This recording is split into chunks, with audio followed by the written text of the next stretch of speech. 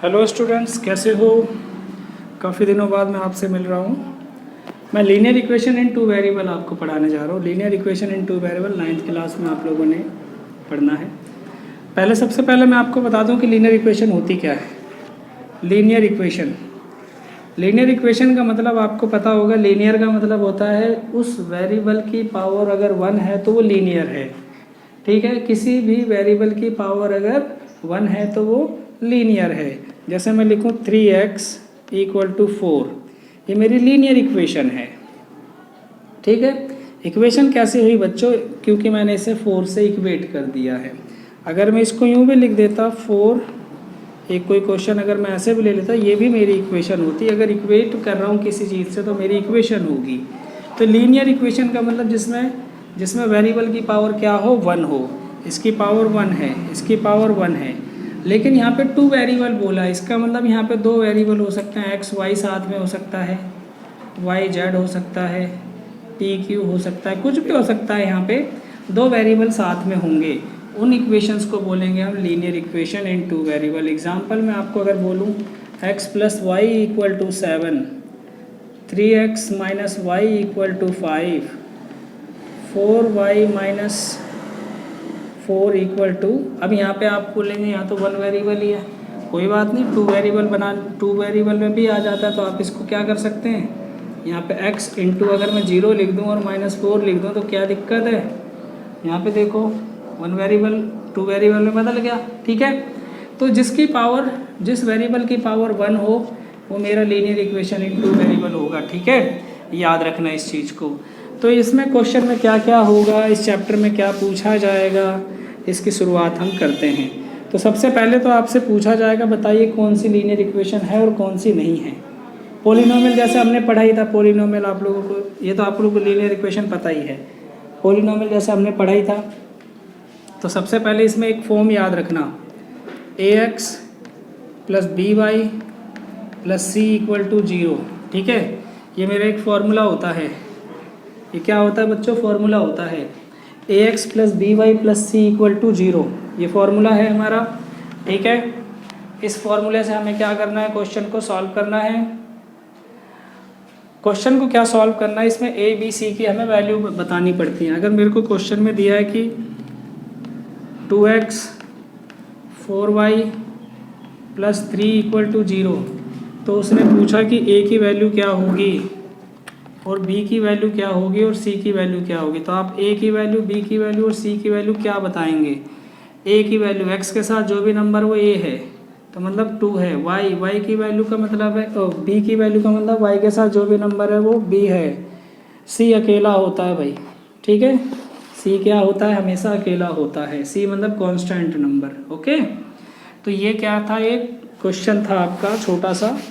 तो इसमें जैसे कि कुछ क्वेश्चन मैं आपको लेके बताता हूँ, आपकी एक्सरसाइज से लेके 4.1 का सेकंड क्वेश्चन बता रहा हूँ अभी। Exercise 4.1 second question. पहला क्वेश्चन जैसे उसमें बोला है कि 2x + 3y = 9.35 और उसके ऊपर शायद बार लगा हुआ है। ये क्वेश्चन है आपका। इसमें पूछा है कि बताओ a और b क्या है, c क्या है। तो भैया पहले इसको इधर लेके आ जाओ। क्या लाएंगे? 2x 3y - 9.3555 और = 0। इस बार का मतलब होता है कई बार आ रहा है 555। तो इसका मतलब यहाँ पे अब मैं अगर कंपेयर करूँ, ऑन कंपेयरिंग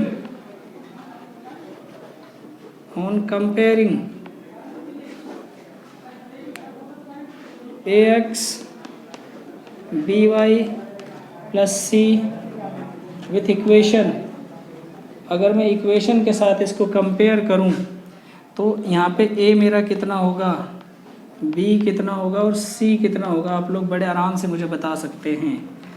सोचो, x के साथ जो नंबर होगा वो a होगा, y के साथ जो नंबर होगा वो b होगा और c अकेला होगा। c माइनस में लिखेंगे भाई। क्यों लिखेंगे? क्योंकि इसके सामने किस चीज़ का सिंबल है? माइनस है, माइनस का निशान है, इसलिए माइनस में आएगा। ठीक है, क्वेश्चन नंबर फर्स्ट। अब यहाँ पे और भी क्वेश्चन है। क्वेश्चन है x y upon 5 minus 10 equal to 0 है। ये तो सिंपल है। इसमें a की वैल्यू देखो आप डायरेक्ट लिख सकते हो 1, b की वैल्यू लिख सकते हो -1/5 और c की वैल्यू -10। ये मेरा आंसर हो जाएगा। और भी आंसर हो सकते हैं, अगर आपकी बुक में पीछे आंसर ये ना दे रखे हो और भी दे रखे हो तो वो भी मैं बता देता हूँ। पहले तो ये आपको समझ आ गया तो अच्छी बात है। अब देखो और कैसे हो सकते हैं इसके आंसर। भाई ये अपॉन में 5 है, आपको लग रहा है 5, इसका एलसीएम ले लो फिर 5 इधर आके मल्टीप्लाई हो जाएगा 5x, y इसके साथ भी मल्टीप्लाई हो जाएगा 50, ये तो हो गया 0। समझ आ गया? तो ये हो गया 5x minus Y minus 50 equal to 0 into 5। अगर 0 इंटू 5 करोगे तो 0 ही तो हो जाएगा भाई, ये तो 0 हो गया। तो अब यहाँ पे a की वैल्यू दूसरी कुछ आ गई क्या, a, और b की वैल्यू क्या हो जाएगी -1, c की वैल्यू क्या हो जाएगा -5। यहाँ पे वैल्यूज चेंज हो गई। देखो पहले कुछ और आंसर आया था, अब कुछ और आंसर आया। आंसर पीछे भी ये भी हो सकता है, वो भी हो सकता है, जो भी हो आप लिख सकते हैं। समझ आ गया होगा आपको। पहले इसका एलसीएम लिया, एलसीएम लेने के बाद इसे एक इक्वेशन बना दी, इक्वेशन बना के सॉल्व कर दिया। चलिए आगे देखते हैं। आगे क्वेश्चन में सिर्फ 2x, मैं छोटा वाला 5th क्वेश्चन बता रहा हूँ आपको। 2x इक्वल टू -5 दिया हो तो क्या करोगे? इसमें क्या करोगे आप लोग? 2x -5 दे रखा है, पहले उसको उठा के इधर ले आएंगे। 2x + 5 y इक्वल टू 0 करोगे। भाई यहाँ पे a की वैल्यू तो हो जाएगी आपकी 2, b की वैल्यू हो जाएगी 5, c आपको कहीं दिख नहीं रहा तो 0 लिख देना। c जिस चीज़ की वैल्यू ना दिखे उसे 0 लिख दो, ठीक है? ये भी आपको समझ आ गया होगा। ये तो बहुत आसान क्वेश्चन है बच्चों। अच्छा, अगर सिर्फ y - 2 इक्वल टू 0 दिया हो तो a की वैल्यू क्या होगी? x है, नहीं है, 0 लिख दो। b की वैल्यू क्या होगी? y है, हाँ है, y के साथ कितना है? कुछ नहीं, 1 है तो 1 लिख देंगे। जब कुछ नहीं दिया हो, वो दिया हो तो 1 होती है उसकी वैल्यू। जैसे y है, y के साथ कुछ भी नहीं है वैल्यू तो इसके साथ 1 एज्यूम करेंगे, ठीक है? और अगर कुछ ना होता, मतलब जैसे x की वैल्यू नहीं थी तो वो 0 ही होगी, ठीक है? y की वैल्यू हो गई और c कितना आ गया आपका? -2। ये देखेंगे ध्यान से, ये वैल्यूज़ आ गई हमारी, ठीक है? आगे बढ़ते हैं,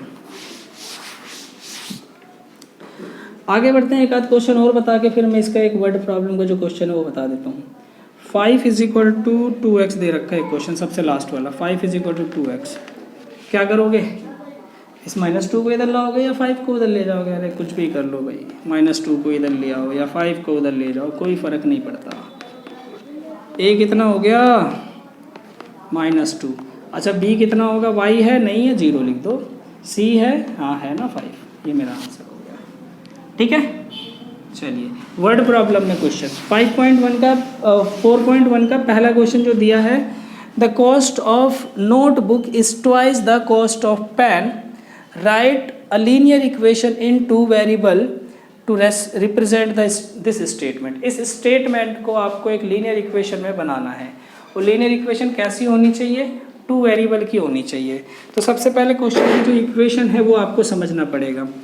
पेन और नोटबुक 2 चीज़ें हैं, तो यहाँ पे आपको क्या करना पड़ेगा? इनकी जो कॉस्ट है वो एज्यूम करना पड़ेगा। लेट कर लो, और 2 वेरिएबल है इसलिए 2 वेरिएबल में, वरना 1 वेरिएबल में भी क्वेश्चन हो सकता है। लेट द कॉस्ट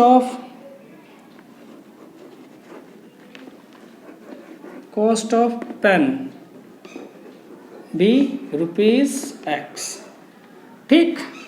इसी तरह द कॉस्ट ऑफ नोटबुक की कॉस्ट क्या एज्यूम कर लो आप? ₹Y मान लो। यहाँ पे कोई दिक्कत नहीं होनी चाहिए आपको। ये आप कैसे भी एज्यूम कर सकते हो, नो प्रॉब्लम। यहाँ पे कुछ ये नहीं है कि आप x और y मानो, आप p q कुछ भी वेरिएबल ले सकते हो, ठीक है ना? अकॉर्डिंग टू क्वेश्चन में क्या बोला हुआ है? उसमें बोला है कि नोटबुक की जो कॉस्ट है ना, कॉस्ट ऑफ नोटबुक इज, यहाँ पे छोटा एन आएगा, इज इक्वल टू, मतलब इज क्या है? Twice of cost of pencil है, cost of pen, sorry cost of pen, ऐसे ही बोला है मेरे हिसाब से, क्वेश्चन देख लेना आप, पढ़ लेना, यही बोला हुआ है। तो यहाँ पे कॉस्ट ऑफ नोटबुक क्या माना था आपने, y माना था, इसकी जगह y रख दो 2, और कॉस्ट ऑफ पेन क्या माना था x। तो देखो यहाँ पे y is equal to 2x, लेकिन इसको किस इक्वेशन कैसे बनाना है आपको, वन वेरिएबल में, या तो इसको इधर ले आओ या इसको उधर ले जाओ। तो यहाँ पे एक काम करता हूँ मैं, इस y को ही उधर ले जाता हूँ, तो 2x minus Y equal to 0, ये मेरी इक्वेशन बन गई बच्चों। समझ आ गया क्वेश्चन आप लोगों को, ये क्वेश्चन समझ आ गया, बहुत बढ़िया, वेरी गुड। समझ आ गया तो मैं इसको मिटाता हूँ और अगली एक्सरसाइज का इंट्रोडक्शन देता हूँ। अगले में देखो सॉल्यूशन ऑफ लीनियर इक्वेशन,